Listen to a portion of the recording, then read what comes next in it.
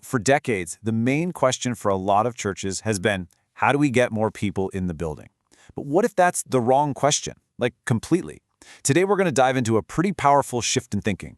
What happens when a church stops chasing attendance numbers and starts building a real, thriving community first? Let's take a look at how redefining growth can, change everything. Okay, so let's get right into it. The old way of keeping score? It was super simple. Just count the heads on Sunday morning. More people meant you were successful. But this new model, it just flips that on its head. It says the real measure of a healthy church isn't about how many people show up, but about how deeply they actually connect with each other. It's a huge shift, right? From just being a crowd to becoming a community. From spectators to family. So what does this new kind of growth even look like? Well, it's not just one thing. Think of it as this powerful sweet spot where three key elements meet. You've got spiritual vitality, that's the faith part. Then there's strategic clarity, knowing who you are and why you even exist. And then the piece that ties it all together, authentic relationships. When those three things are working together, you don't just get a bigger church, you get a community that actually changes people's lives.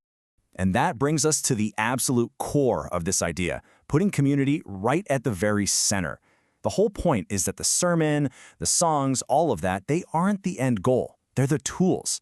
The real purpose is to build this amazing web of relationships that can support, challenge, and genuinely care for people. This quote, it just sums up the whole thing perfectly. Community is the heartbeat. It's not some add-on program you can just tack on. It's the essential, life-giving pulse. And if that heartbeat is weak, the whole organism is going to be weak, no matter how great the music sounds or how packed the room is. So where does an idea like this even come from? Well, you might be a little surprised. It turns out we can point to one of the oldest moral codes in human history as a blueprint for this very modern-sounding idea. Could the key to building a thriving 21st century community really be hidden inside the 10 Commandments? And check this out. This diagram just lays it out so clearly. The commandments are basically split into two parts. The first four, they're all about that vertical relationship, how a person connects with God. But the next six, they're all horizontal. They're about how we connect with each other, honoring parents, not stealing, being honest. The whole idea is that the vertical relationship is meant to fuel and strengthen the horizontal ones. A strong faith should, in theory, make you a better neighbor, a better parent, a better friend. And that leads to a really crucial point about worship. It's not the end product. I love this metaphor. Think of worship as watering the roots of a tree. It provides all that spiritual nourishment. But the goal isn't just to have really well-watered roots buried underground, right? The goal is the big, flourishing tree, that visible, vibrant community that actually provides shade and bears fruit for everybody. Okay, so that's the why. That's the big idea. But now let's get practical. Let's talk about the how. If community is really the goal, what are the actual on-the-ground mechanics that create that feeling of belonging? Because it's not magic, it's all about being intentional. So here's a key number, 579. Look, while those big services are great for inspiration, the real work of connection happens in small, intentional groups. And there seems to be a sweet spot for the ideal size, somewhere between 5 and 9 people. Go any smaller, and you kind of lose that diversity of thought. But any larger, and people start to feel anonymous all over again. This range, this is where real relationships have a chance to grow. And inside these little groups, something really powerful starts to happen. It's a journey. It starts with just feeling known, a place where people know your name, they know a bit of your story. And from that feeling of being known, trust starts to build. And once that trust is there, people finally feel safe enough to actually practice their faith in real ways, by supporting each other, serving together, and even holding each other accountable. The next big piece of the puzzle is how we think about volunteers. They're not just free labor to fill a slot on a spreadsheet. They're the lifeblood, the circulatory system of the church. When people volunteer, whether it's greeting at the door or mentoring a kid, they are actively co-creating the community. They're taking ownership and they're turning what could be a passive Sunday experience into an active, shared mission. And for anyone walking in for the first time, that first impression is, it's everything. Radical hospitality just means being super intentional about making people feel seen and valued from the second they arrive.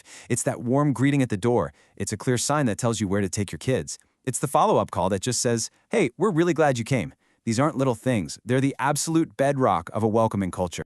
Now, this whole community-first approach isn't just about warm, fuzzy feelings. It has to be backed up by a really smart strategy. The church's vision, how it uses technology, even the data it looks at. It all has to be pointing toward that one central goal, building connections between people. So let's break that down. First, a clear vision is like a compass. It makes sure every team, every volunteer is pulling in the same direction, towards connection. Second, technology becomes a bridge, not just a megaphone. It's used to keep small groups connected all week long, not just to stream a Sunday service.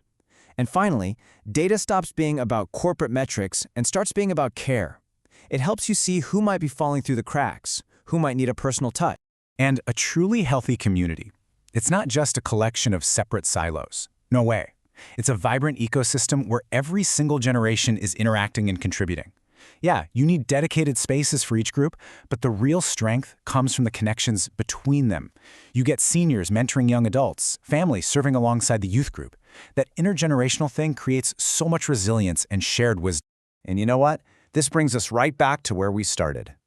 When a church focuses like a laser on building a healthy, connected, and supportive community, a funny thing happens. The growth they stop chasing, it starts to happen all on its own. Because purpose attracts people. This right here is the ultimate takeaway. The goal isn't to build a big audience that attends an event once a week. The goal is to empower a community of people who are the church every single day, in their homes, at their jobs, out in their neighborhoods. And when that transformation happens, church is no longer a place you go to, it's something you are a part of. So, at the end of the day, it really comes down to two totally different ways of thinking about growth. You've got the machine model, which is all about inputs, outputs, efficiency, all for the sake of bigger numbers. But then you have the living organism model, and that one's focused on health, on connection, on nourishment. And a healthy organism, it just grows naturally. And that is the most sustainable kind of growth there is. So I'll just leave you with this question to chew on. Whether we're talking about a church, a book club, your neighborhood group, whatever, what is one small intentional thing your community could do this week, not to get bigger, but to get closer? Because as we've just seen, that might just be the most powerful growth strategy of all.